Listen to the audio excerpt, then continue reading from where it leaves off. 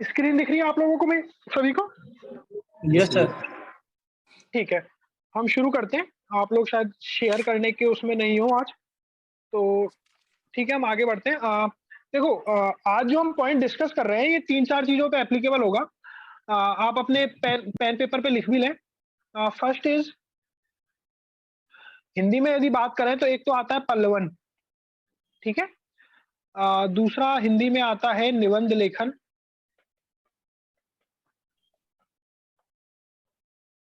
Similarly English में जो चीज़ें आती हैं इससे related, one is elaboration and fourth is paragraph writing.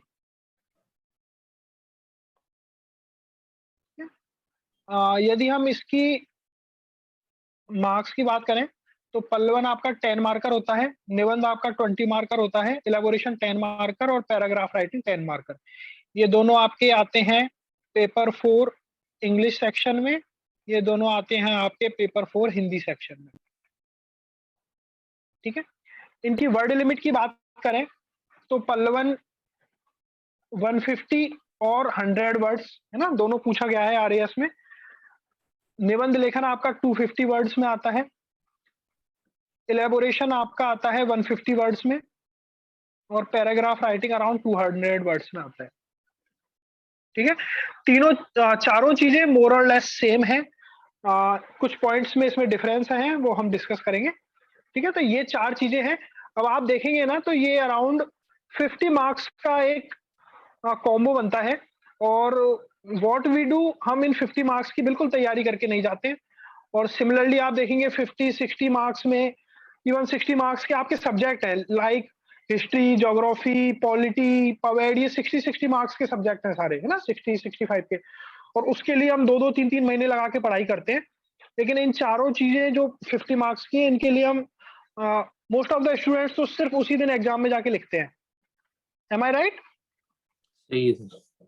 है ना? तो ये हमारा एक बहुत वीक पॉइंट होता है और ये स्कोरिंग हो सकते हैं यदि आप लोग इसको थोड़ा-सा इस पे ध्यान दें तो। अब हम आगे बढ़ते हैं। देखो, जब भी इस तरह के निबंध लेखन की हम बात करते हैं, ऐसे राइटिंग, इलैबोरेशन इनकी बात करते हैं तो ये 2 टाइप के होते हैं। कौन-कौन से टाइप्स होते हैं? पहला टाइप होता है इसका ऑब्जेक्टिव एसेज, ऑब्जेक्टिव निबंध जिसको हम बोलते हैं थीम बेस्ड। ना? किसी थीम के ऊपर बेस्ड होते हैं। जैसे मैं एग्जांपल दूं, थीम लाइक एजुकेशन, शिक्षा, थीम लाइक स्वास्थ्य, ठीक है, महिला सशक्तिकरण, महिला या बच्चों से रिलेटेड कोई थीम हो गई, ठीक है, theme like economic development, theme like tourism, ठीक है, थीम लाइक गांधी जी, है ना, इस तरह की कोई थीम से रिलेटेड होते हैं। और आपने देखा होगा ऐसे क्वेश्चन आते हैं थीम लाइक एनवायरमेंट, है ना, फॉरेस्ट के ऊपर कोई क्वेश्चन ऐसे आ गया। इस तरह के थीम बेस्ड ऐसे होते हैं जो पूछे जाते हैं। दूसरी टाइप होती है जिसको हम बोलते हैं सब्जेक्टिव एसेज। सभी लोग म्यूट रखें, सभी म्यूट रखें। सब्जेक्टिव एसेज या एब्स्ट्रैक्ट एसेज भी इनको बोलते हैं। इसका क्या मतलब हुआ, ये सारे स्टेटमेंट बेस्ड होते हैं।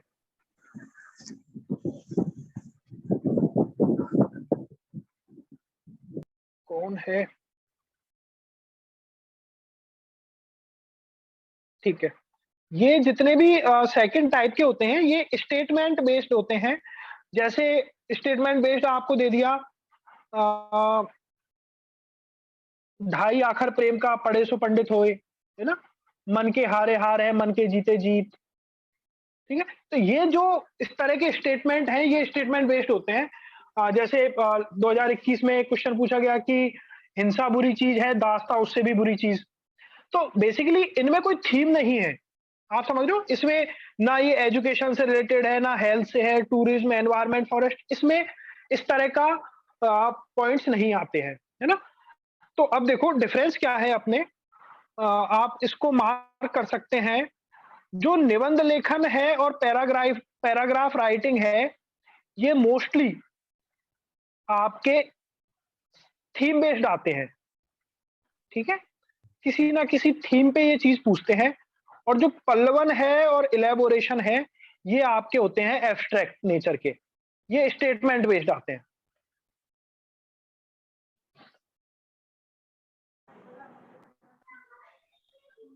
ओके, तो ये इस तरह से दो टाइप के चीजें होती हैं जो थोड़ा सा डिफरेंट आती हैं। इन दोनों को अटेम्प्ट करना डिफरेंट डिफरेंट तरीके से किया जाता है। देखो, अब हम इसमें बात करते हैं कि एक्चुअल में इसको लें और किस तरह से लिखेंगे, हम किस तरह से मूव करेंगे, तो उसके बारे में डिस्कशन करते हैं। जो भी ये चारों पॉइंट्स हैं, इसमें सबसे इंपॉर्टेंट जो चीज है आपको सॉल्व करने से पहले, वो है अंडरस्टैंडिंग द टॉपिक, कि जो पूछा गया है उसकी आपको, उससे आप क्या समझ रहे हो, है ना? देखो, ये जो ये चारों जो हैं, इनको हम कॉमनली ऐसे बोलते हैं, निबंध लेखन यदि हम इनको बोलें, तो ऐसे राइटिंग में आपकी, म्यूट रखें प्लीज, नॉलेज टेस्ट नहीं होता है।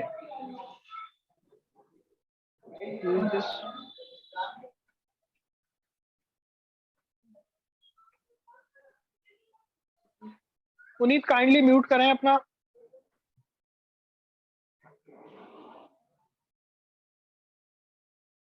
Sorry sir.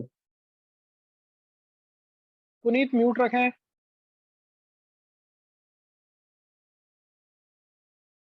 ठीक है, ऐसे राइटिंग है, ये आपका नॉलेज का टेस्ट नहीं है ना? इसमें ऐसा नहीं पूछा जा रहा है कि आपको कितनी नॉलेज है किसी चीज से रिलेटेड, क्योंकि नॉलेज टेस्ट के लिए वो आपके बाकी के क्वेश्चंस दे रहे हैं, है ना? ऐसे राइटिंग बेसिकली क्या है? ऐसे राइटिंग है कि आपकी पर्सनैलिटी क्या है, पर्सनैलिटी टेस्ट है बेसिकली ये। पर्सनैलिटी टेस्ट में क्या चीज चेक कर रहे हैं कि आपका थॉट प्रोसेस क्या है, ठीक है? आप चीजों को ऑर्गेनाइज किस तरह से करते हो, ठीक है?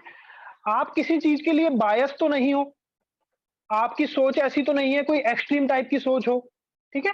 तो बेसिकली आपको इन चीजों के ऊपर ध्यान देना है ना? कि आपका स्ट्रक्चर किस तरह से बनाओगे, ऑर्गेनाइज किस तरह से करोगे, आपका थॉट प्रोसेस क्या रहेगा, आपका लिंकिंग स्ट्रक्चर क्या रहेगा, इस पे आपको ध्यान देना है ना?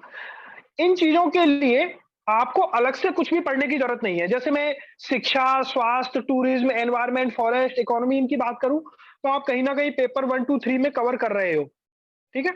आप ये नहीं कह सकते, आरएएस की तैयारी करने वाला एस्पिरेंट ये नहीं कह सकता कि सर ये ऐसे तो मेरा आ, बिना पढ़े लिखे सब्जेक्ट उसमें से आ गया, है ना? ऐसा नहीं हो सकता, क्योंकि आपने हर चीज के ऊपर छोटा थोड़ा थोड़ा थोड़ा सब जगह टच किया हुआ है। यदि फिर भी आपको लगता है कि ये मेरे नॉलेज से बाहर का कोई चीज पूछ ली ना, तो दैट मीन्स आपका पेपर 1, 2, 3 वीक है। आप वहां पे सारी सब्जेक्ट, सारी चीजें कवर करके नहीं जा रहे हो, क्योंकि ऐसा कुछ छूटता नहीं है। आप लॉ, मैनेजमेंट, बिहेवियर, लीडरशिप, सारी चीजें उधर कवर कर लेते हो। साइंस, एनवायरमेंट, पॉलिटी, हिस्ट्री, है ना, पब्लिक एडमिनिस्ट्रेशन, मतलब you are studying all the dimensions of general studies, ठीक है? तो इन चीजों को सॉल्व करने में आपको कहीं भी कोई दिक्कत नहीं होगी, और वर्ड लिमिट भी बहुत कम होती है। दैट मीन्स आपको बस थोड़ा सा लिखना है और उसको ऑर्गेनाइज करना है, ठीक है? तो ये पॉइंट है कि आपको इसके लिए अलग से कुछ भी नहीं पढ़ना।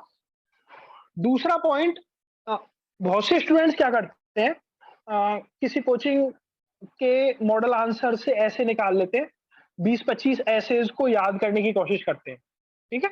उनके फैक्ट्स को याद करने की कोशिश करते हैं। बहुत सौ का माइंडसेट कहता है कि सर ऐसे का मतलब या निबंध लेखन का मतलब तो होता है सिर्फ कोट्स याद कर लो, है ना? आप में से भी 80% स्टूडेंट्स निबंध लेखन की तैयारी को यही समझते हैं कि बस आपको कोट्स याद होने चाहिए। है कोई ऐसे जिसका फोकस ये होता है निबंध लेखन मतलब हमको किसने क्या कहा ये चीजें याद हो जाएं? करते हैं ना हम, जी सर। है ना? हाँ, हम मोस्टली यही करते हैं कि गांधी जी ने ये 6 चीजें कही हैं, विवेकानंद जी ने ये कही हैं, और कुछ कविताओं की लाइनें याद करने की कोशिश करते हैं और इस तरह से करते हैं। कुछ हम में से ऐसे हैं जो फैक्ट्स याद कर लेंगे, है ना? कि बहुत सारे फैक्ट्स आपने याद कर लिए और उसके बेसिस पे निबंध लिखने की कोशिश करते हैं, ठीक है? एग्जाम्पल्स हो गए। देखो, ये क्या चीजें हैं, ये चीजें अच्छी लगती हैं, लेकिन ऐसा नहीं कि आपका बेसिक स्ट्रक्चर ही मजबूत नहीं है और यही सारी चीजें दिख रही हैं तो गड़बड़ हो जाएगी। बात समझ रहे हो? मतलब डोसे के साथ सांभर तो अच्छी लगती है, लेकिन सिर्फ सांभर ही परोस दी जाए तो मजा नहीं आएगा आपको। ओके, तो आपका डोसा भी स्ट्रांग होना चाहिए। ये सांभर, चटनी और ये सब चीजें हैं, तो आपका जी फोकस सिर्फ सर। ये डिफरेंट डिफरेंट बेसिक डायमेंशन को आप भूल जाते हो। ओके, तो अपना फोकस है अभी कि हम अपना बेस भी इसमें स्ट्रांग रखें और आगे बढ़ें। ओके, अब हम जो डिस्कस करेंगे ना उसमें क्या एस्पेक्ट है, देखो ये जितने भी हैं, लाइक मैं आपको बात करूं 10 मार्कर, तो आपने बहुत अच्छा बेस बना रखा है, आपका कोई पढ़ा हुआ पॉइंट आ गया और आपको 3-4 कोर्स आते थे, बेस भी स्ट्रांग है, तो आपको 7-8 नंबर मिल गए, है ना?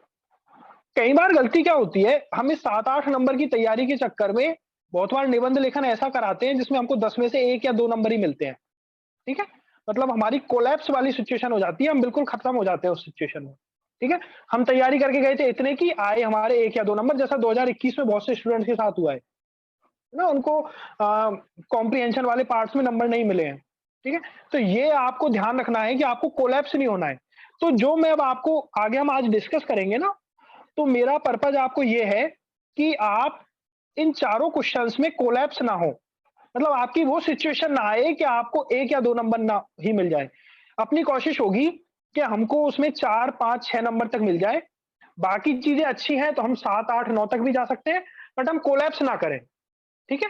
तो ये कॉम्प्रिहेंशन का हमारा पर्पज़ है जो हम आज डिस्कस करेंगे। उसके बाद में कुछ चीज़ें हम थोड़ा-सा एडवाइज़री बताएँगे कि आप ये रख सकते हैं आगे की तैयारी के लिए, तो उस तरह से मूव करेंगे। यहाँ तक किसी को कोई doubt? No sir. Any no no sir. Anyone? ठीक है? No sir. अब देखो, हम थोड़ा-सा आगे बढ़ते हैं। अब हमको करना क्या है, वो देखो। सबसे पहले हम बात करते हैं हमको जो ये लिखना है उसका स्ट्रक्चर किस तरह से रखें, उसकी संरचना किस तरह से बनाएँ। तो आप लिखें, सबसे पहले हम इन चारों में जो भी शुरू करेंगे ना, वो अब ये अपने स्मार्ट स्टडी का तरीका है और आप जो लोग जुड़े हुए हैं, वो इस तरीके को ही फ़ॉलो करें। ठीक है? कि आप इस तरीके से ही लिखें और उसमें आपकी अब अपनी पर्सनैलिटी हो सकती है, इंडिविजुअल स्टडीज़ हो सकती है कि आप उसमें क्या चीज़ें लिख रहे हैं, वो आपका इंडिविजुअल है। पर आप स्ट्रक्चर को इस तरह से रखना, आपको हेल्प मिलेगी। सबसे पहले हम शुरुआत करेंगे हुक से। ठीक है? आप लिखो, मैं डिस्कस करूँगा कि ये क्या चीज़ें हैं। Then second is introduction. Third, introduction मतलब प्रस्तावना। हुक मतलब start, a good start. Introduction, then body और फोर्थ इज कंक्लूजन। कंक्लूजन को हिंदी में क्या बोलते हैं? निष्कर्ष। निष्कर्ष। निष्कर्ष। अब देखो, हमको जो भी इन चारों में हम करने वाले हैं, उसमें ये चारों चीजों का यूज करने की आप लोग कोशिश करना। अब ये क्या होती हैं वो देखते हैं। देखो, हम बात करते हैं पल्लवन से, है ना? पल्लवन का आज एग्जांपल लेंगे। पल्लवन 150 वर्ड्स में आता है 2021 में, लेकिन ये 100 वर्ड्स में पूछा गया था। हो सकता है आगे 150 में आ जाए, तो हम इसको 150 मान के अज्यूम करके अभी चलते हैं। ठीक है कि 150 वर्ड्स में ये पूछा जाएगा। अब देखो, व्हाट इज हुक। मैं एक एग्जांपल ले लेता हूं। चलो एग्जांपल बाद में लेंगे, पहले इन चारों को डिस्कस करते हैं। देखो, हुक क्या होता है। अब मेरे पास है 150 वर्ड्स, मेरे को किसी चीज पे लिखने हैं। ठीक है, 150 शब्द। हुक क्या होता है? हुक होता है स्टार्टिंग की कोई भी एक आप ऐसी लाइन लिखें जिससे आपको, हुक होता है ना जैसे मछली पकड़ने का कांटा, तो ये आपके लिए एग्जामिनर का माइंडसेट या उसका ध्यान अपनी ओर आकर्षण करने के लिए एक कांटा है जो आप उसकी तरफ डाल रहे हो। और ये क्या है हुक? इसकी विशेषता है कि ये शॉर्ट होना चाहिए, इसमें कुछ फैक्ट्स या एग्जाम्पल्स होने चाहिए, ये इंटरेस्टिंग होना चाहिए,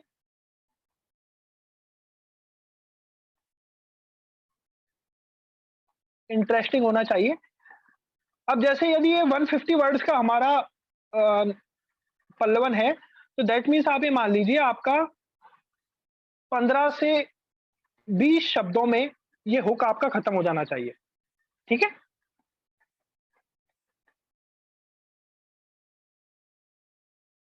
ओके। अच्छा, ये जो हमारे पॉइंट्स है ना, प्रस्तावना, बॉडी, निष्कर्ष, आप सभी लोग इस चीज का ध्यान रखें, ये आपको लिखने नहीं है किसी भी क्वेश्चन में। ऐसा नहीं लिखना कि शुरू किया आपने और लिखा सबसे पहले प्रस्तावना, ये वर्ड्स यूज नहीं करने हैं, है ना। बहुत से स्टूडेंट्स का यही डाउट होता है कि क्या ये वर्ड्स लिखने हैं? नहीं। क्या हुक लिखना है? नहीं। हुक को खुद को नहीं लिखना, जो हुक है वो लिखना है डायरेक्टली। बॉडी नहीं लिखना, इसी तरह से निष्कर्ष नहीं लिखना, ओके। जो निष्कर्ष है वो डायरेक्टली लिखना है आपको। ये क्लियर है आपको? हाँ ना, मेरी आवाज आ रही है? Yes sir. Yes, clear. ठीक है, तो Clear, सबसे sir. पहले हम स्टार्ट करेंगे एक हुक से। हुक की कुछ बातें हैं, शॉर्ट, फैक्ट्स, एग्जांपल्स, इंटरेस्टिंग होना चाहिए, 15 से 20 शब्दों में होना चाहिए। अब मेरे पास में 3 चीजें बचती हैं, इंट्रोडक्शन,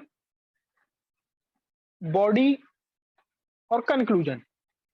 ठीक है, अब मैं ये मान लूं कि हुक, देखो हुक आप लिखोगे तो बहुत अच्छी बात है, नहीं भी लिखोगे तो ओके, है ना। नहीं भी लिखोगे तो कोई दिक्कत नहीं है।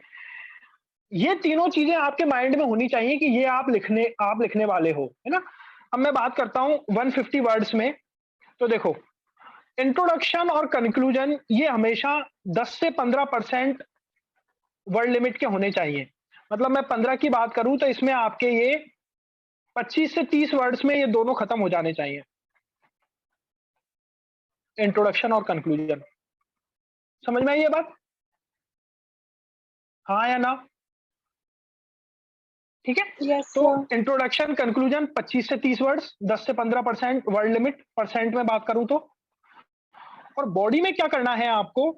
बॉडी में आपको रिमेनिंग, जैसे इसमें 100 वर्ड्स बचे, मतलब दोनों को मिला के आप ये मान लीजिए कि आप अराउंड 20% वर्ड्स यूज कर चुके हैं। ठीक है, 25% वर्ड्स यूज कर चुके हैं। अब जैसे इसमें आपके पास 100 वर्ड्स रिमेनिंग है, तो 100 वर्ड्स के आप 3 से 4 डिफरेंट डायमेंशंस यूज करेंगे, और उन 3-4 डायमेंशंस को, हर डायमेंशन को इक्वली 25-25 वर्ड्स का बना देंगे। Is it okay? या 3 यूज कर रहे हैं तो आप 35-35 वर्ड्स की 3 डायमेंशन बना दीजिएगा। ये क्लियर है सभी को? Yes, sir. ठीक है, तो इस तरह से आपको अपना स्ट्रक्चर रखना है। यदि आप लोग हुक बनाने में कंफर्टेबल हैं तो हुक का यूज कर सकते हैं। यदि आप हुक का यूज करेंगे तो शुरू के 15-20 वर्ड्स आप हुक में लिख रहे होंगे, तो भी मोटा मोटा ये आप वर्ड लिमिट रख सकते हैं। 150 से फिर 160, 170 तक पहुंच जाएंगे, कोई दिक्कत नहीं है। ठीक है, तो आप लोगों को इन 4 चीजों पे हुक आप यूज कर पाए तो बहुत अच्छी बात है, नहीं कर पाए तो ये तीनों आपको यूज करने हैं। अच्छा, अब क्या है, ये मैंने आपको बताया, ये लिखना तो है नहीं आपको, इंट्रोडक्शन, बॉडी, कंक्लूजन। लेकिन जब भी आप लिख रहे हो ना, तो आपके माइंड में होना चाहिए कि मैं क्या कर रहा हूं, है ना। मैं इंट्रोडक्शन लिख रहा हूं, ओके। इंट्रोडक्शन में मेरी 15-20 मतलब 2 या 3 लाइनें भरनी चाहिए, ठीक है ना। 3-3.5 लाइन पे मेरे को इंट्रोडक्शन खत्म करना है। अब मैं 4 डायमेंशंस में बात करूंगा, तो आपको पता होना चाहिए मैं ये 4 डिफरेंट डायमेंशंस पे बात करूंगा। अब हम आगे बढ़ते हैं और एग्जांपल लेके समझते हैं। ठीक है, एग्जांपल क्या लें? पल्लवन का कोई एग्जांपल किसी के पास?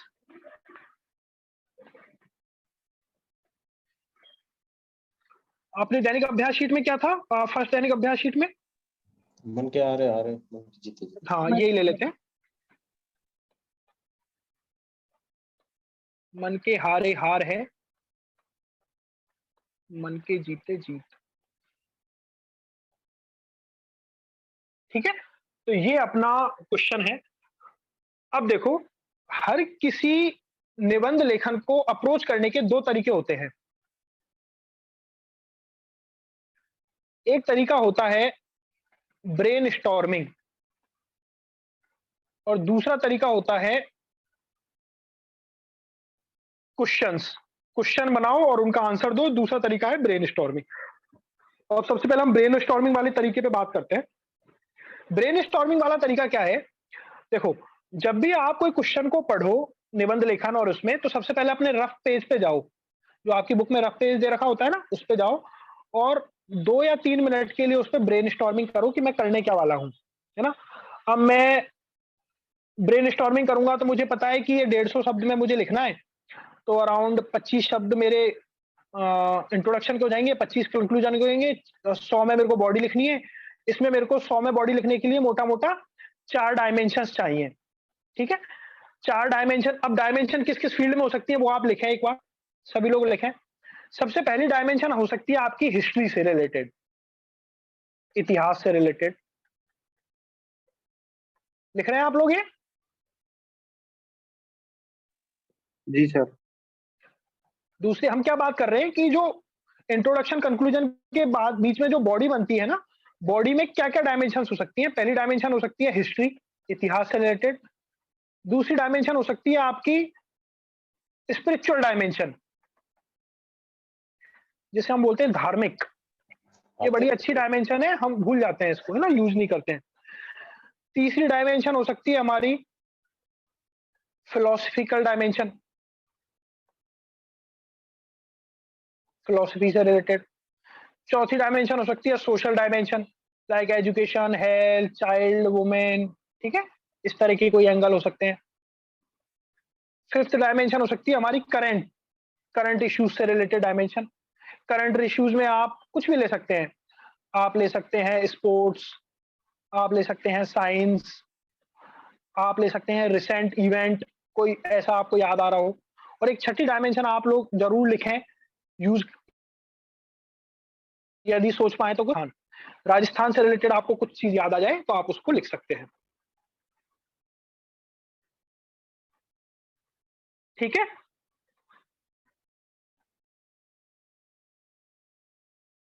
आवाज आ रही है? गायब हो गए सब? Yes sir. Yes, sir. Yes sir. ठीक, ठीक है। अब देखो, अब हम शुरू करते हैं। हमने ये मोटा-मोटा सब पढ़ लिया है। Yes sir. अब हमको क्या करना है, मेरे पास पेपर आ गया, पेपर में मेरे को पता लगा ये पल्लवन आया है। मन के हारे हार है, मन के जीते जीत, 150 शब्द में लिखना है। मैं तुरंत अपने रफ पेज पे गया, रफ पेज पे जाते ही मैंने इसको देखा और ये लिख लिया। अब सबसे पहले क्या करना है, मेरे को ब्रेनस्टॉर्मिंग करनी है, अपना दिमाग की घोड़े दौड़ाने हैं 2 मिनट तक। और इसमें उल्टा-सीधा आपको जो भी याद आए वो लिखते जाओ। कैसे?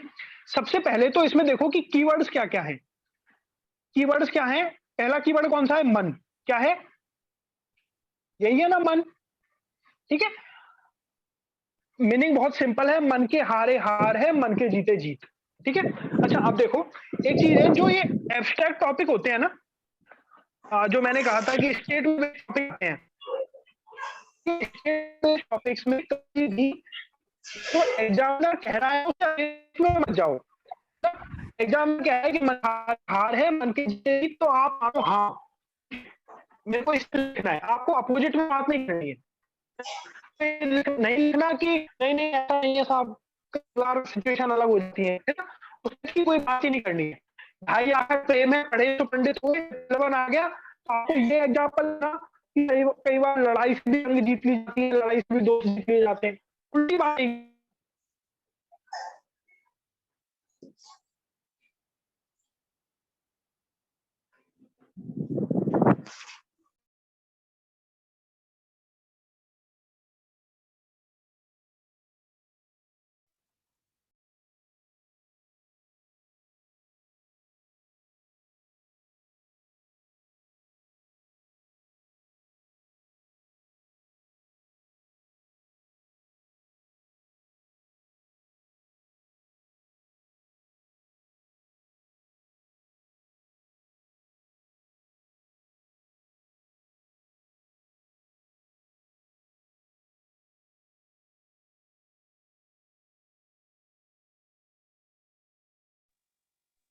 आवाज नहीं आ रही है सर।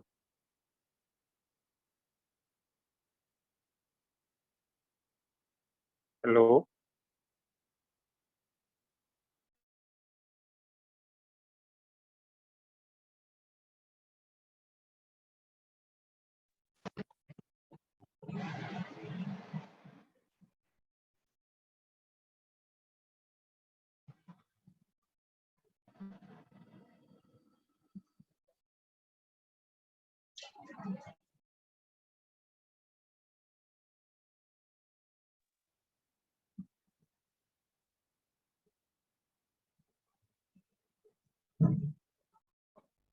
आप लोगों को आवाज आ रही है?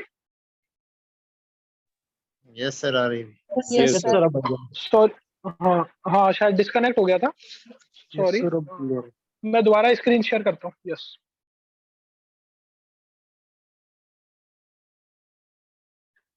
Actually I am out of station, he mobile hotspot से काम चल रहा है, तो आई थिंक डाटा फिनिश हो गया था, तो अभी दूसरा मोबाइल कनेक्ट किया है।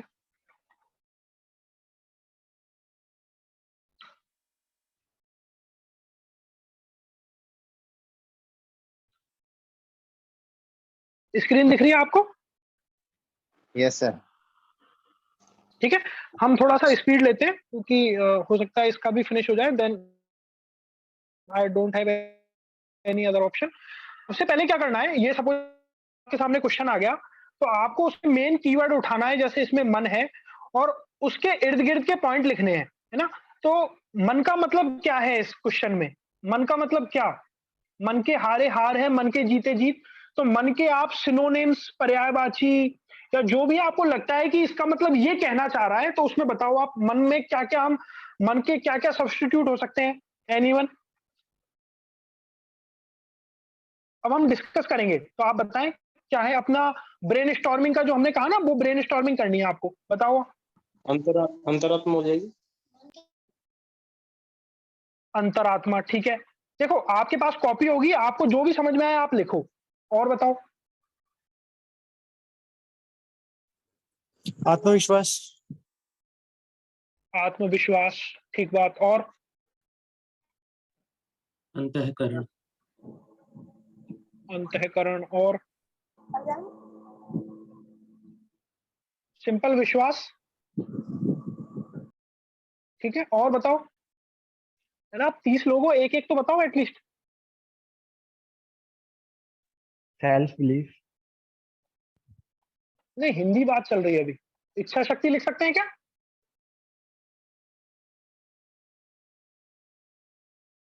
Hello, yes sir. और सोचो।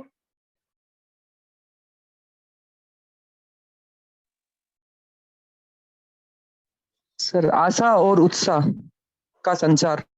आश आशा और उत्साह। उत्साह फिर भी उतना ठीक नहीं है, आशा ठीक वर्ड है। और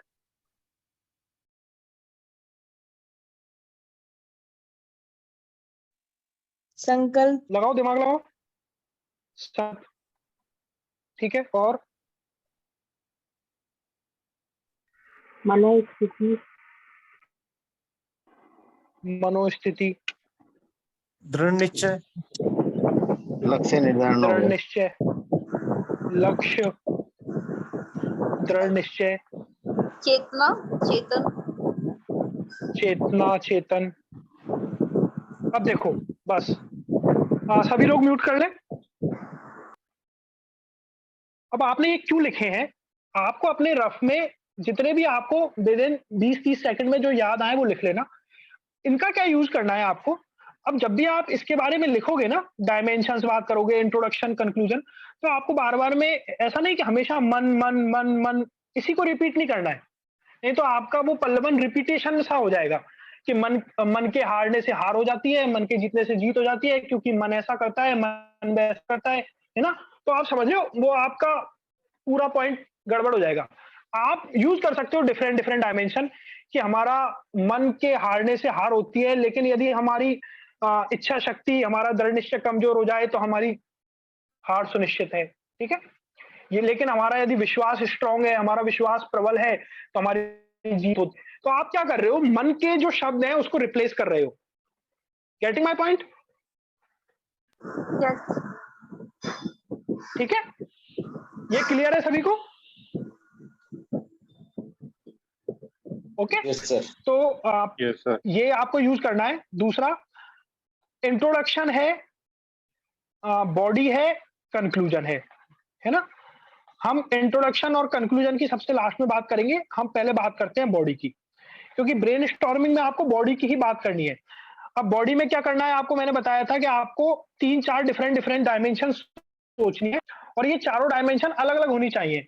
अब आप मुझे बताओ, मन के हारे हार है, मन के जीते जीत, इसमें आप कोई भी 4 5 डिफरेंट डिफरेंट डायमेंशन सोच सकते हो क्या? बताओ जिस जिसको मन में याद आ रही हो।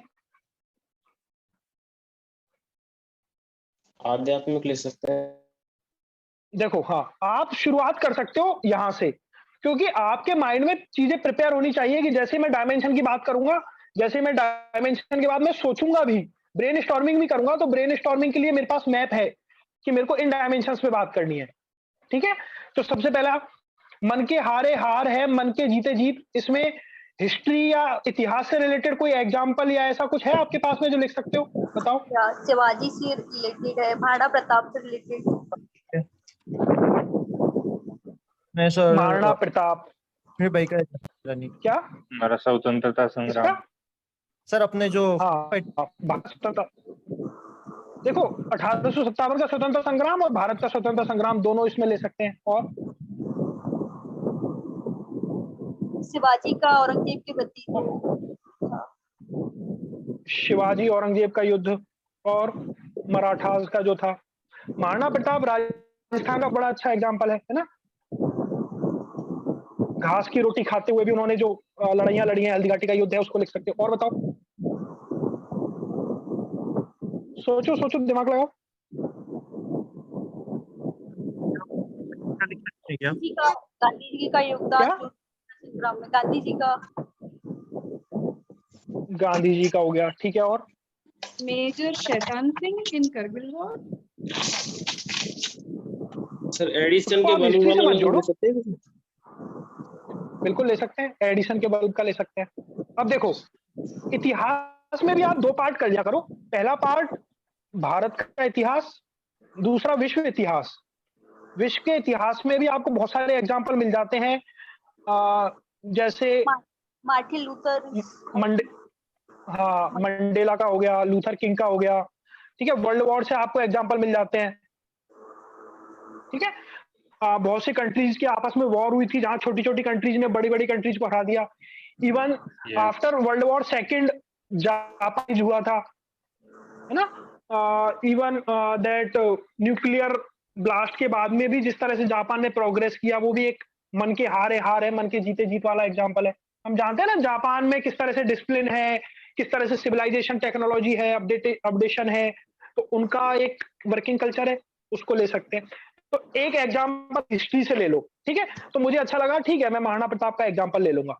तो मेरी एक डायमेंशन तो ये हो गई, यही सोच लिया। दूसरी डायमेंशन बताओ, ले लो आप धार्मिक डायमेंशन। बताओ, धार्मिक आपको कुछ ऐसा रिलीजियस एंगल याद आता हो? रिलीजियस एंगल में आप क्या क्या ले सकते हो? महाभारत ले सकते हो, रामायण में ले सकते हो कोई।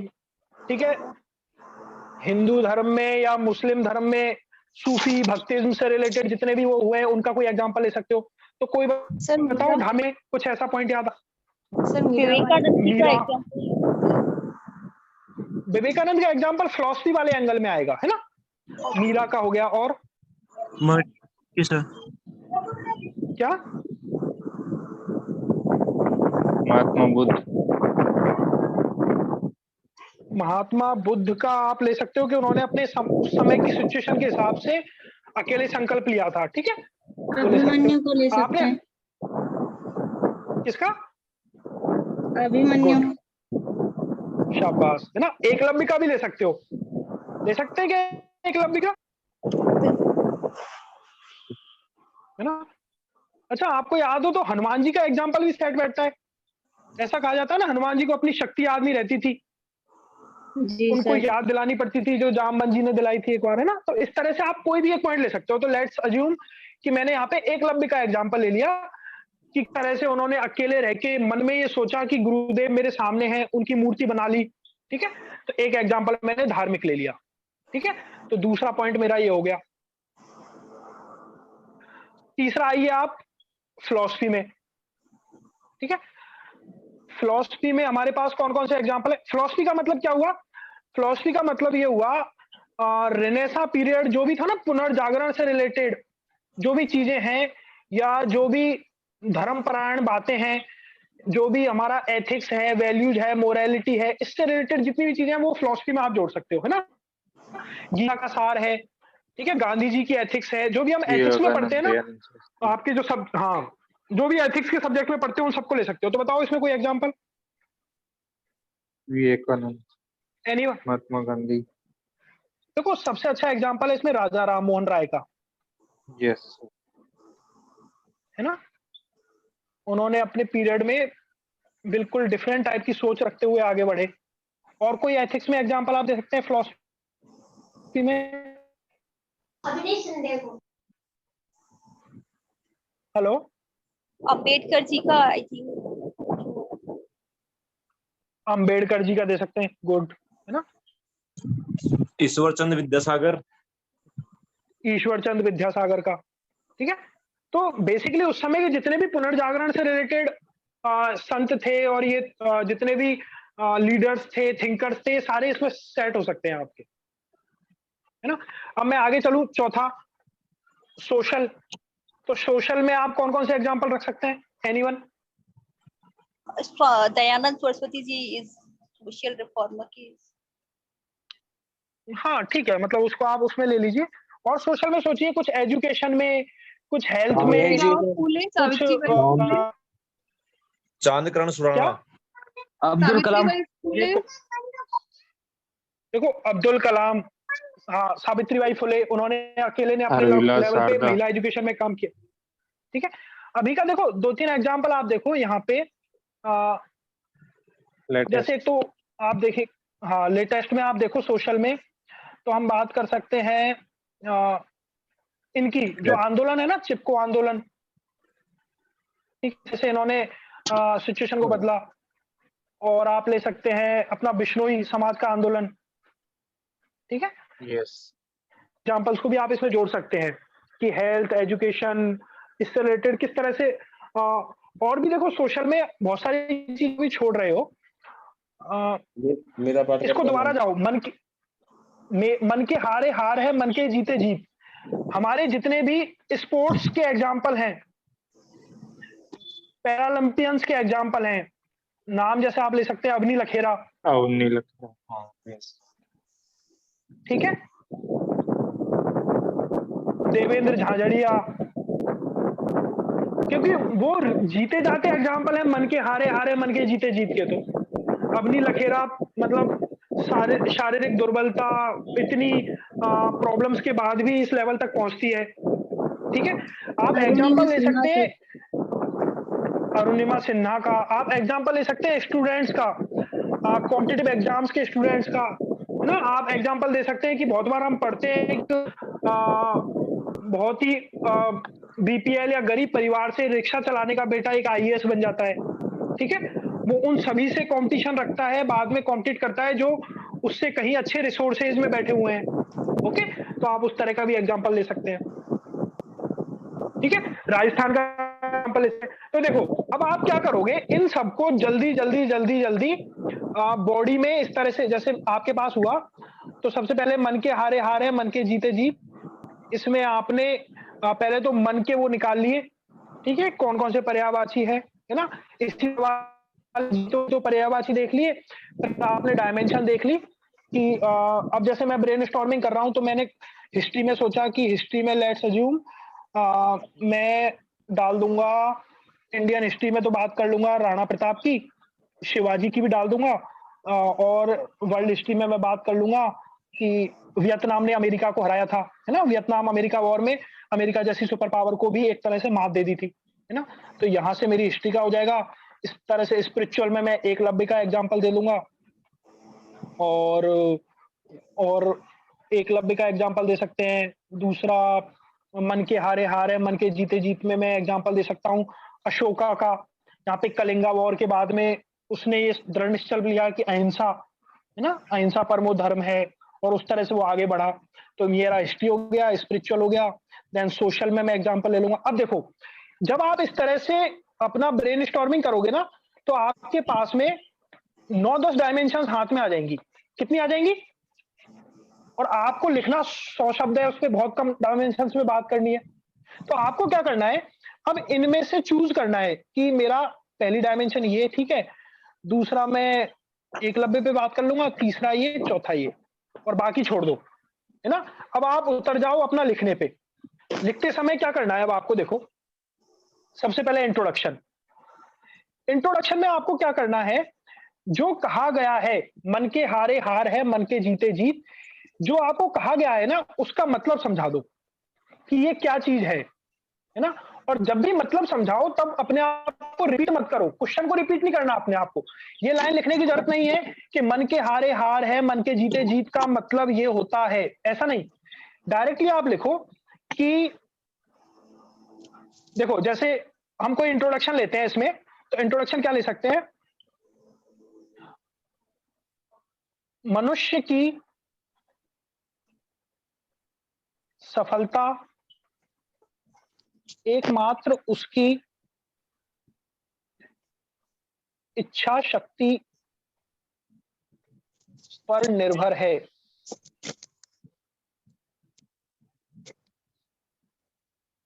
प्रबल इच्छा शक्ति सफलताओं का मार्ग खोल देती है, और प्रबल इच्छा शक्ति सफलताओं का मार्ग खोल देती है। वहीं दूसरी तरफ दुर्बल इच्छा शक्ति हमें निराशा और अंधविश्वास, है ना, और हार की तरफ ले जाती है। ठीक है, अब देखो, ना मैंने जीत को जीत लिखा, ना मैंने हार को हार लिखा, ना मैंने मन लिखा। लिखा क्या कहीं भी? हाँ या ना? ठीक है, हमने उसको रिपीट नहीं किया। ये मेरा इंट्रोडक्शन हो गया। अब मेरा आ गया बॉडी। बॉडी मैंने बात कर ही रखी है, मैंने सोच रखा है मेरे को 4 डायमेंशन बात करनी है। शुरुआत होगी मेरी महाराणा प्रताप से, है ना। अब देखो, अब मैंने यहाँ पे ये नहीं लिखा यहाँ पे प्रस्तावना, मैंने सीधे ये लिखना शुरू कर दिया था। अब मैं इसी तरह से बॉडी में नहीं लिखूंगा, पर मेरे को मेरे माइंड में क्लियर होना चाहिए कि मेरे को 4 डिफरेंट डायमेंशन पे बात करनी है। तो मैंने पहली डायमेंशन की बात की,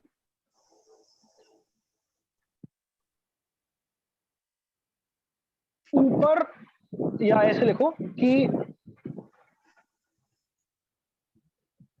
इस सूक्ति को हम राजस्थान के इतिहास में महाराणा प्रताप के जीवन संघर्ष और के जीवन संघर्ष से लिंक कर सकते हैं ना, उससे जोड़ सकते हैं कि किस तरह से महाराणा प्रताप ने विषम परिस्थितियों में भी हार नहीं मानते हुए पराधीनता को स्वीकार नहीं किया, है ना, दासता को स्वीकार नहीं किया, और उन्होंने अपनी जमीन की रक्षा, अपने शासन की रक्षा के लिए लड़ाई लड़ी। ठीक है, महाराणा प्रताप। फिर अब देखो, ये मेरा राजस्थान के इतिहास की डायमेंशन हो गई। मेरे को पता है, सामने वाले को नहीं बताना कि मैं राजस्थान के इतिहास की डायमेंशन बात कर रहा हूं। तुरंत जैसे ही खत्म हुआ, तुरंत जंप कर गए। अब आपको भी पता है, हर डायमेंशन पे 20 या 25 शब्द लिख सकते हैं, क्योंकि ज्यादा लिखने भी नहीं है। तुरंत आपने डायमेंशन चेंज करी, फिर तुरंत डायमेंशन चेंज करते आ गए। इसी तरह रानी लक्ष्मीबाई, शिवाजी, है ना, इनका एग्जाम्पल, भारत के स्वतंत्रता संग्राम में गांधी जी का योगदान यह साबित करता है कि सामने वाला दुश्मन चाहे कितना भी मजबूत हो, आपका मन यदि मजबूत है तो आप उसे कभी भी किसी भी स्थिति में हरा सकते हैं। ठीक है, अब आप एग्जाम्पल से बात कर रहे हो, तो आपकी दूसरी डायमेंशन खत्म हो गई। अब आप तीसरी डायमेंशन में बात करने लगे।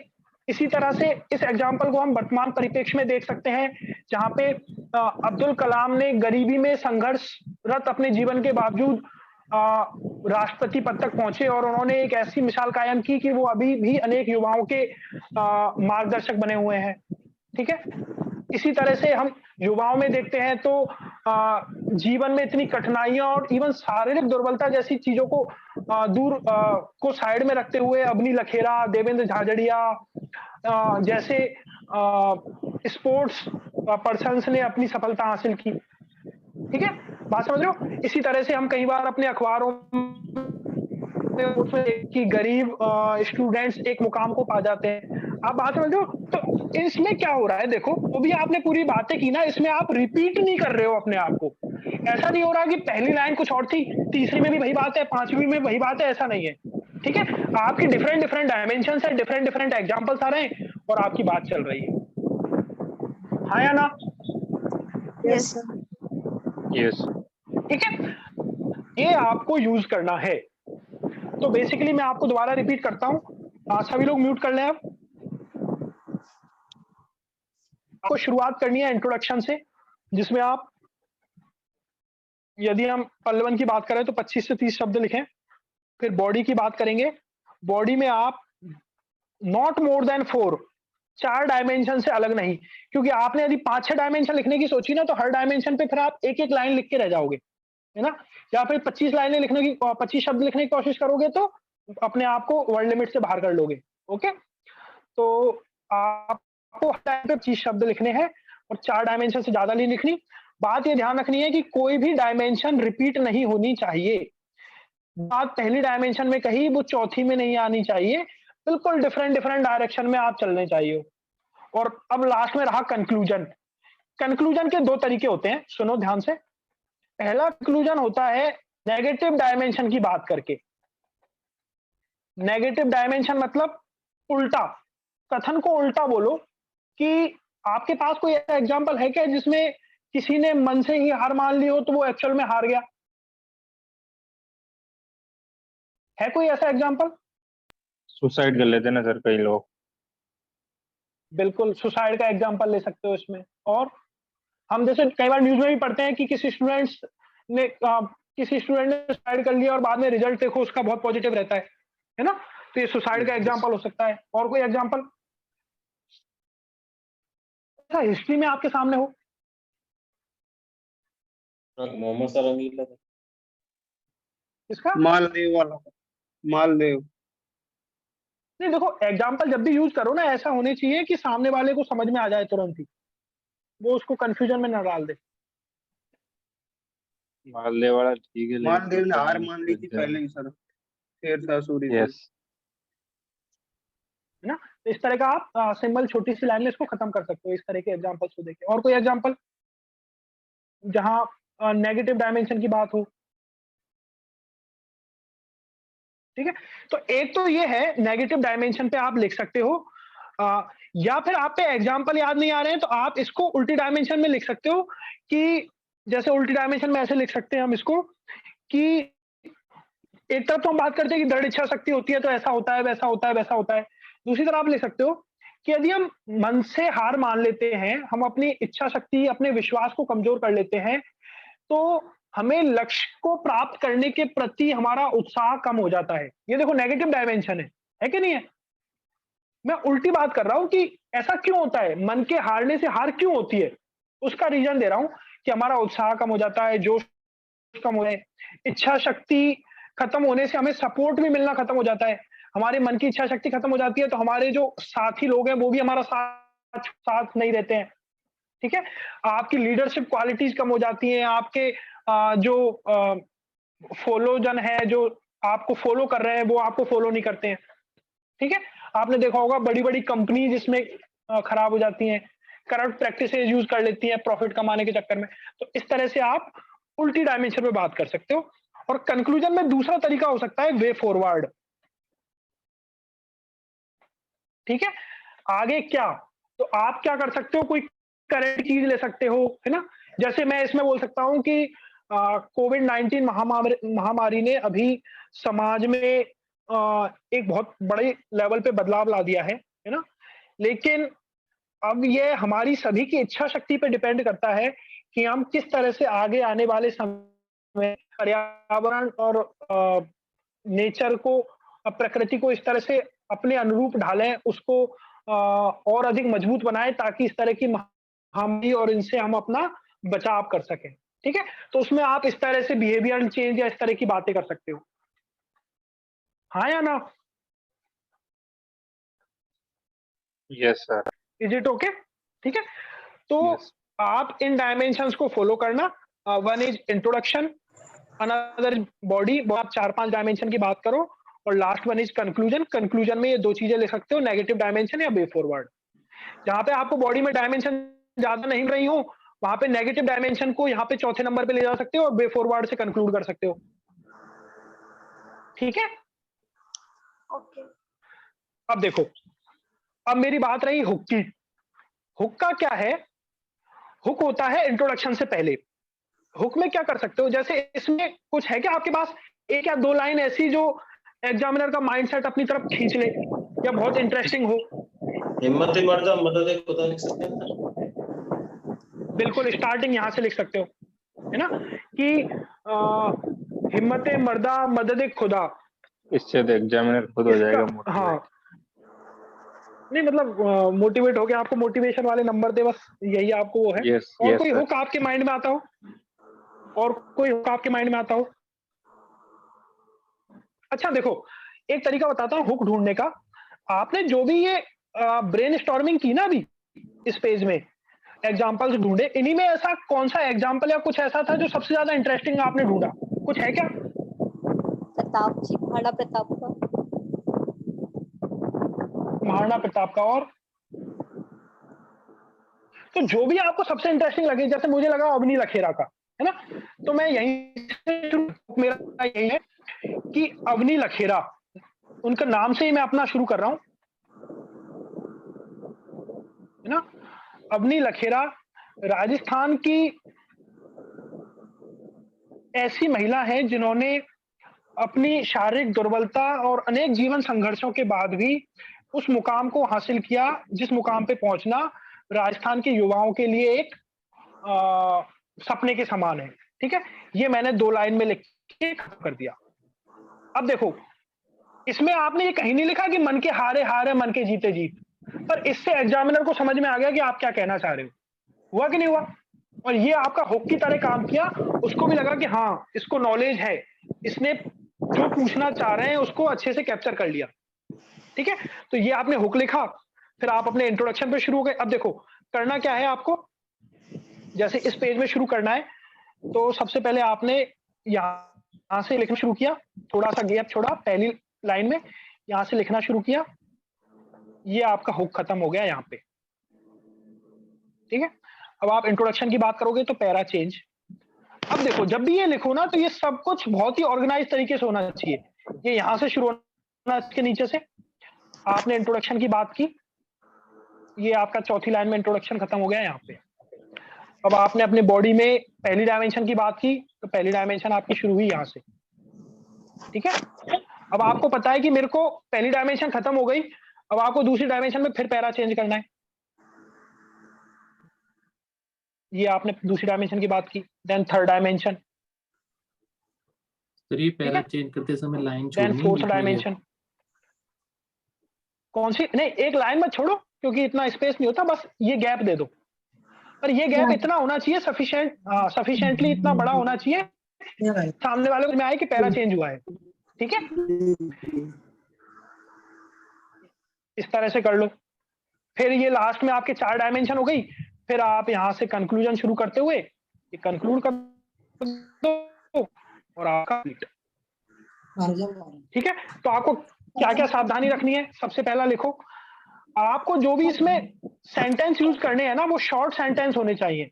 ऐसा नहीं कि पूरे पैरा में एक ही सेंटेंस चल रहा है, ऐसा नहीं होना चाहिए। ठीक है, छोटे छोटे वाक्यों का यूज करें। दूसरा, फ्रिक्वेंटली पैराग्राफ चेंज करें। पैराग्राफ चेंज आप अपने माइंडसेट के हिसाब से करें, ये आपको हेल्प करेगा। देखो मैंने क्यों पैरा चेंज किए यहाँ पे, क्योंकि मुझे पता ही था कि मेरी डायमेंशन खत्म हो गई, यहां से मैं दूसरे डायमेंशन पे बात कर रहा हूं।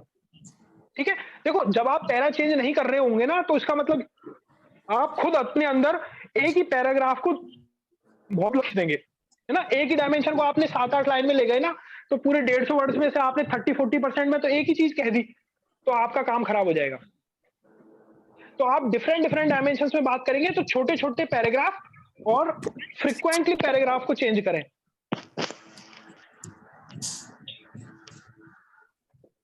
ठीक है, तीसरा है आपका शॉर्ट्स।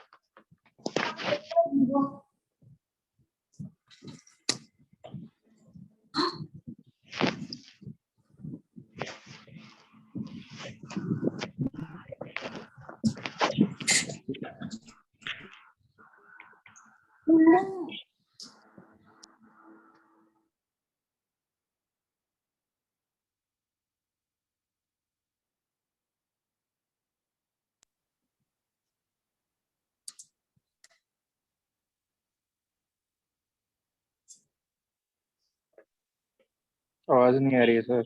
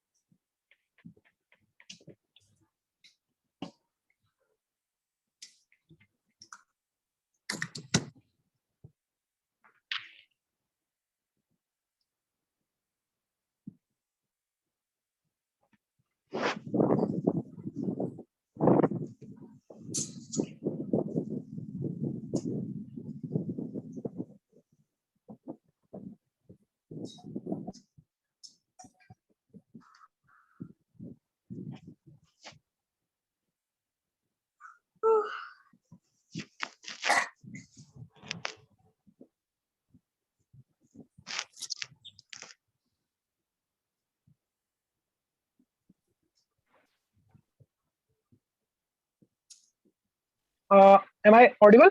Hello? Yes sir. ठीक है ना? तो ये हमारा आज का सेशन है।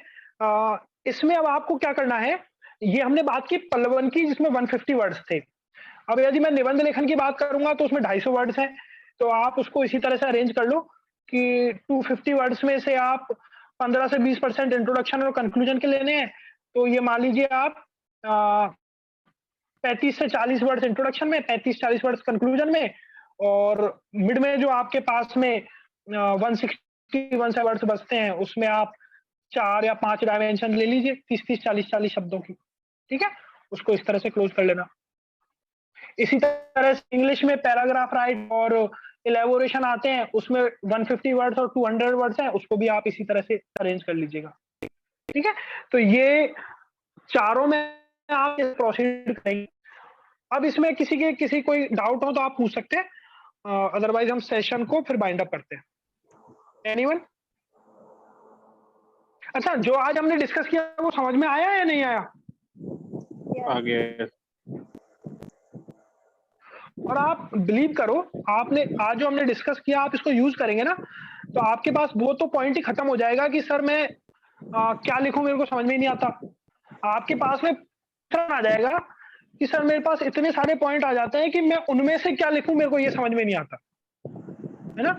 तो आप उस सिचुएशन में पहुंचो, क्योंकि जैसे ही आप थोड़ी सी ब्रेन स्टॉर्मिंग करेंगे ना तो आपका काम हो जाएगा। तो आपके हेलो यस सर, पल्लवन की जो प्रेजेंटेशन कैसी रहती है, हमें इसमें अंडरलाइन करना होता है, हाईलाइट करना होता है? नहीं, देखो आप यदि फ्रिक्वेंटली पैरा चेंज कर रहे हो ना तो अंडरलाइन को अवॉइड कर सकते हो। ज्यादा से ज्यादा जैसे आपने कोई बीच में नाम यूज किया महात्मा गांधी का, महाराणा प्रताप का, अपनी लखेरा का, तो उनको आप अंडरलाइन कर सकते हो, दैट्स ऑल। ठीक है, बट फ्रिक्वेंटली पैराग्राफ चेंज करो, और पैराग्राफ चेंज होते समय दिखना चाहिए कि मैंने चेंज किया है। हिंदी में कर सकते हैं क्या सर अंडरलाइन? हाँ, करना चाहिए, क्यों नहीं कर सकते। ठीक है, अंडरलाइन कर सकते हो या बॉक्सेस का यूज कर सकते हो। यस, जैसे कोटेशन से स्टार्ट करते हैं तो वो सही रहेगा कि कोई कोड देके पल्लवन? देखो समझो आप, मैंने आपको जो पॉइंट बताया ना, यदि आपको कोटेशन आता है तो बहुत ही अच्छी बात है। कोई कविता, कोई गद्य पद्य की लाइन आपको याद है तो बहुत अच्छी बात है, आप यूज करो। और आप बात समझो, आपने सिर्फ वो पद्य की लाइन ही पढ़ के गए और कोई मतलब नहीं निकलेगा उसका। आता है जैसे इन्होंने बताया कि इनको लाइन आती है उससे रिलेटेड, तो इन्होंने पहले उस पर डाल दी, उसको हुक में डाल दी, तो बहुत अच्छी बात है, बहुत अच्छा आपका सोने पे सुहागा। बट नहीं आती तो घबराना नहीं है कि उसने तो सिर्फ लाइन ही लाइन लिख के आया, मेरे को कुछ आती नहीं थी। आप यदि जो हमने आज डिस्कस किया इसको अच्छे से यूज कर पाए तो बहुत अच्छे आपको मार्क्स मिल सकते हैं। ओके, ठीक है, और कोई? सर जितने कोटेशन अच्छे आपके एग्जाम्पल, सुनो, जितने अच्छे आपके एग्जाम्पल्स होंगे, डिफरेंट डायमेंशन है ना, कुछ करंट से रिलेटेड होगा, कुछ राजस्थान से रिलेटेड होगा, तो आपको उतने ही अच्छे मार्क्स मिलेंगे। जहां पे आपको लगे वाव अच्छा एग्जाम्पल है, वाव ये अच्छा एग्जाम्पल है ना, जैसे मन के हारे हारे मन के जीते जीत में आप हेलन केलर का एग्जाम्पल दे सकते हो, है ना, अंधे होने के बावजूद उतना काम किया। एडिसन का एग्जाम्पल दे सकते हो, अग्नि लखेरा का एग्जाम्पल दे सकते हो। ठीक है, इस तरह के एग्जाम्पल्स यूज कर सकते हो आप। और कोई क्वेश्चन? हेलो। हाँ जी, हाँ सर, मैं वैसे बोला था सर कि जैसे इंग्लिश में क्या लिखा है सर, दिक्कत होता है, तो सर उसमें क्या किया है सर इंग्लिश में? अब देखो तो क्या कैसे राइटिंग का, अब हमने आज वो तो डिस्कस ही नहीं किया कि लैंग्वेज क्या यूज करनी है। ठीक है, अब उसमें तो थोड़ी सी आपको पकड़ होनी चाहिए इंग्लिश में। अब इंग्लिश यदि आपकी वीक है ना, तो आपको छोटे छोटे सेंटेंस बनाओ, और भी छोटे छोटे सेंटेंस बनाओ, तो उसमें क्या गलती होने के चांसेस कम हो जाते हैं।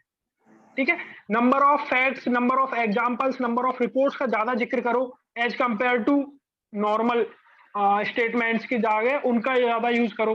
ठीक है, छोटी मोटी कोई टेबल डाल दो, छोटे मोटे कुछ एग्जांपल्स डाल दो, 1 2 3 4 जैसे यूज करो ना, महाराणा प्रताप ऑब्लिक शिवाजी ऑब्लिक रानी लक्ष्मीबाई ऑब्लिक XYZ ETC, तो समझो आपकी दो लाइनें तो आपको एग्जाम्पल में दे दी जो सही है बिल्कुल।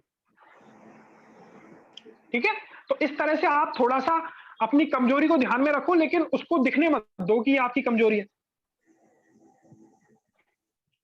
ना। उस पर हम और बाद में डिस्कस करेंगे। उसके लिए अब थोड़ी सी, ऐसा तो है नहीं कि बिल्कुल ही इंग्लिश हमको आती नहीं है, तो हमको थोड़ी लिखने में तो दिक्कत आएगी, लेकिन प्रैक्टिस करनी पड़ेगी उसके लिए आपको, है ना। उसके लिए छोटे छोटे सेंटेंस बनाओ, उस पर काम करो। और कोई क्वेश्चन?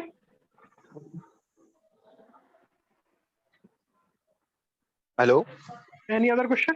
हाँ जी। हाँ सर, जैसे कोटेशंस अगर ऐड करने हैं सर, तो लास्ट में ऐड करें या बीच में कहीं पे भी ऐड कर सकते हैं बात को खत्म करने के साथ? कहीं भी, कहीं भी, कहीं भी, है ना। तो सर जैसे देखो कोटेशन एक याद है ना, तो उसको हुक में ही है। देखो स्क्रीन दिख रही है आप लोगों को? हाँ सर। कोटेशन को सबसे पहला तो अच्छा तरीका होता है, यदि बिल्कुल ही जो पूछा गया उसी से रिलेटेड आपको कोई कोटेशन याद है, पर ये ध्यान रखना बिल्कुल रेलिवेंट होना चाहिए, तो उसको स्टार्टिंग में हुक में ही ऐड कर दो। ठीक है, स्टार्ट ही वहीं से लो। और सर कोटेशंस को एक्सप्लोर करना है, मतलब उसको एक्सप्लेन करना है, बिल्कुल नहीं करना, जो लिख के छोड़ नहीं दो? नहीं नहीं नहीं नहीं नहीं, देखो वो डिपेंड करता है, निबंध में पूछ लिया तो कर दो 1-2 लाइन में, पल्लवन में है ही 150 वर्ड्स में खत्म करना है, या 2021 में इसको 100 शब्दों में ही पूछ लिया था, तो फिर कहाँ कर पाओगे, जगह ही नहीं है आपके पास में। बिल्कुल ठीक। या फिर एक्सप्लेन करो, तो ऐसा करो कि आपने कोटेशन पूछा कुछ था, आपने कोटेशन शुरू किया और इसको एक्सप्लेन करते समय the personalities like Agni Lakhera, जैसे इंग्लिश में बात करूं, the personalities like Agni Lakhera suits the above quote as said, है ना। तो आपने क्या किया, उसको एक्सप्लेन भी किया, लेकिन एक्सप्लेन भी इनडायरेक्टली कर दिया कि जो कहा गया है ना वो अग्नि लखेरा जैसे लोगों पे बहुत अच्छे से सूट करता है। Got my point? तो उस तरह से थोड़ा सा प्ले करो। और कोई क्वेश्चन?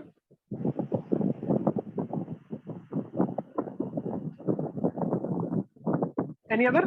ठीक है, आपका क्वेश्चन नहीं है, मैं 2 मिनट में और डिस्कस करता हूँ। स्क्रीन दिख रही है आप लोगों को?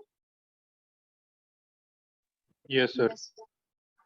देखो एक पॉइंट तो था, मैंने कहा आपको लिखने का एक तरीका होता है ब्रेन स्टॉर्मिंग, जिसमें आप अपने दिमाग के घोड़े दौड़ाते हो 2 मिनट तक और कुछ पॉइंट्स को नोट डाउन करते हो और उनको फिर ऑर्गेनाइज करते हो कि ये पॉइंट लिखना है, ये पॉइंट लिखना है, ये पॉइंट लिखना है, ये पॉइंट लिखना है ना। दूसरा तरीका होता है क्वेश्चन आंसर। इसमें क्या होता है, अपने WH फैमिली में जो क्वेश्चन होते हैं कौन कौन से, देखो जैसे यही है, मन के हारे हार है, मन के जीते जीत।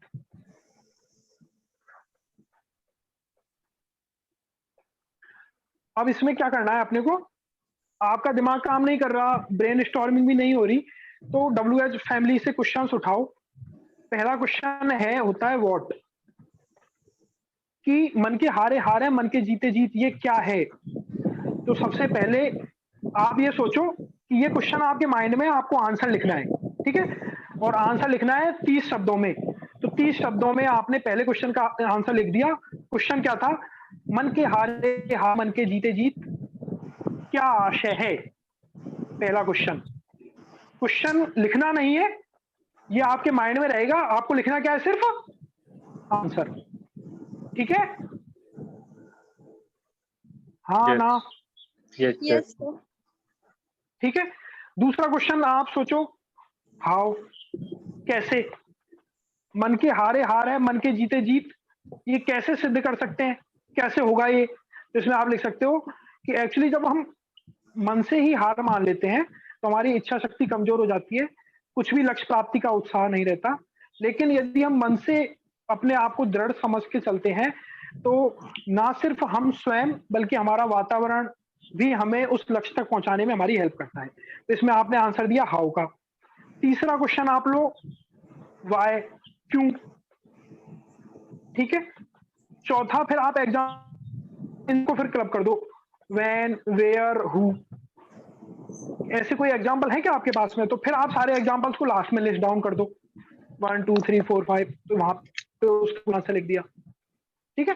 तो इस तरह से आप क्वेश्चन आंसर बना के भी अपने ऐसे को, पल्लवन को, निबंध को पढ़ सकते हो, ठीक है? जहां पे आपको कुछ भी नहीं समझ में आ रहा हो ना, अब सोचो एक क्वेश्चन आ जाए कि इसका क्या आशय है और आपको 30 से 40 शब्दों में आंसर देना हो, तो दे दोगे क्या? दे देंगे, इजी है। अब आपने क्या किया, अपने 150 वर्ड्स के क्वेश्चन को छोटे छोटे 4-5 क्वेश्चंस में डिवाइड कर लिया है। अब उन 30-40 वर्ड्स में आप, अब ज्यादा से ज्यादा क्या होगा, आप बात समझना, आपका 2 क्वेश्चन इसमें बहुत अच्छे लिख दिया आपने, 2 क्वेश्चन ज्यादा अच्छे नहीं लिखवाए ना, तो भी आप एवरेज मार्क्स पे पहुंच जाओगे। लेकिन क्या करेंगे, यदि हमारे माइंड में कुछ प्रारूप या रूपरेखा नहीं होगी ना, तो आप जस्ट लिखना शुरू कर दोगे और लास्ट में खत्म कर दोगे और आपको पता ही नहीं लगेगा कि आप क्या लिखाए हो, ठीक है? तो वहां गड़बड़ हो जाएगी। तो आपको पता, लिखने से पहले पता होना चाहिए कि आप क्या लिखने जा रहे हो, ठीक है? तो दूसरा तरीका ये है क्वेश्चन आंसरिंग करके। इसमें किसी को कोई डाउट? नो। नहीं सर।